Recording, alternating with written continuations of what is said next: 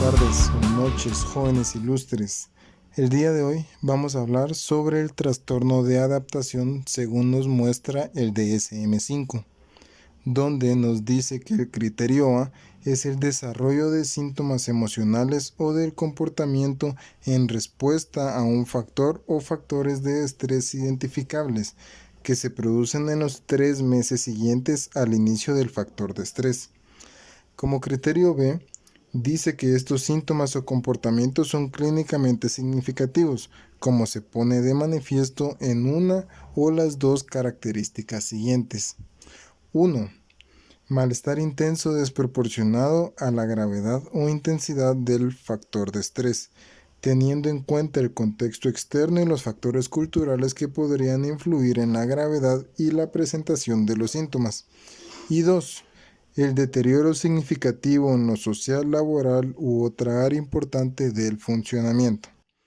Para el criterio C, dice que la alteración relacionada con el estrés no cumple los criterios para otro trastorno mental, ni tampoco es la exacerbación de un trastorno mental ya existente. Para el criterio D, muestra que los síntomas no se deben de presentar en el transcurso de un duelo normal. Y para el criterio E, dice que una vez que el factor de estrés o sus consecuencias han terminado, los síntomas no se presentan durante más de otros 6 meses. Pero el DSM nos pide especificar si la persona presenta un estado de ánimo deprimido, con ansiedad mixta y estado de ánimo deprimido, con alteración de la conducta, con alteración mixta de las emociones y la conducta, o sin especificar, donde este último lo utilizaremos en la situación de que ninguna de las otras especificaciones se cumplan. Además, el DSM nos pide especificar si el trastorno es agudo, es decir, si dura menos de 6 meses, o persistente o crónico, es decir, si la alteración dura 6 meses o más. Hay que mencionar que la presentación de los síntomas emocionales o comportamentales en respuesta a un factor de estrés es esencial para identificar este trastorno de adaptación. Además, puede ser a causa de únicamente un solo evento o a causa de múltiples factores de estrés, como por ejemplo, pueden ser las dificultades en un emprendimiento o en el trabajo, o incluso pueden ser problemas con la pareja, entre otros.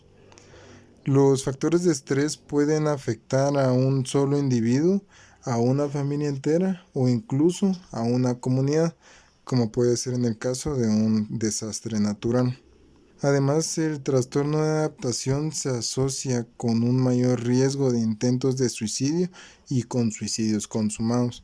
Este último hay que tenerlo en cuenta porque generalmente la persona no lo dice, pero siempre hay signos donde tratan de hacer esto.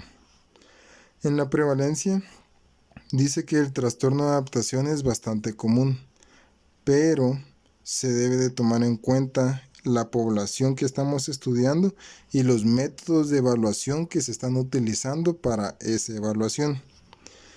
En el desarrollo nos menciona que el trastorno comienza luego de 3 meses de los factores estresantes, donde se presentan los síntomas.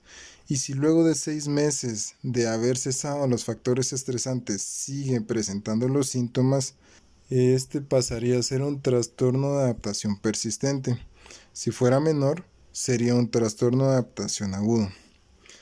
Existe un factor de riesgo relacionado con este trastorno, el cual es el medio ambiental, donde las personas que están en un entorno de vida que puede ser desfavorecido, es donde las personas tienen mayor propensión a padecer de este trastorno.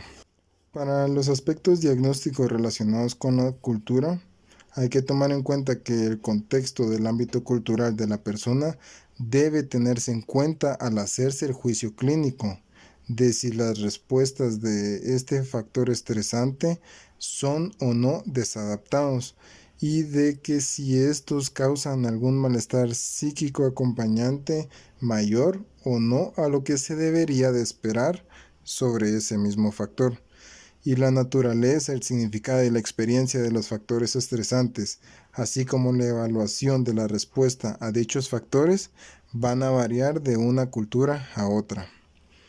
Además, las consecuencias funcionales sobre el trastorno adaptativo, hay que mencionar de que este malestar puede ser subjetivo y el deterioro de las actividades se manifiestan con frecuencia como una disminución en el rendimiento del trabajo o la escuela, y con estos cambios se producen cambios en las relaciones sociales.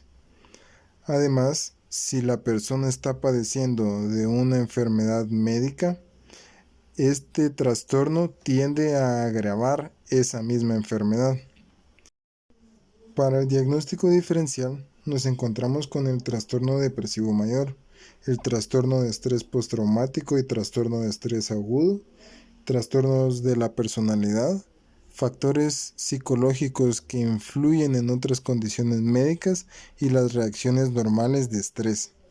Para este último, hay que mencionar que la mayoría de las personas se alteran cuando suceden cosas que les perjudican.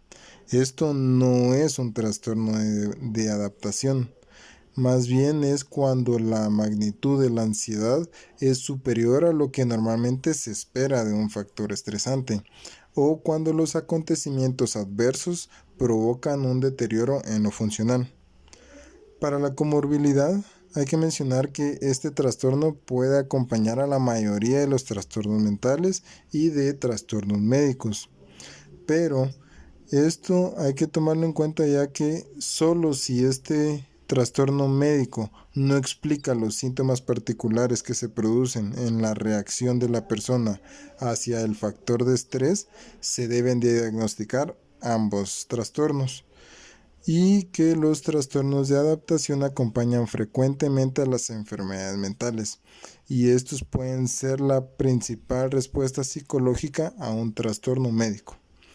Así que este es el trastorno de adaptación. Espero que les haya servido, que les haya ayudado para aprender y sobre todo que podamos ayudar a las personas que estén padeciendo de algún trastorno. Muchas gracias.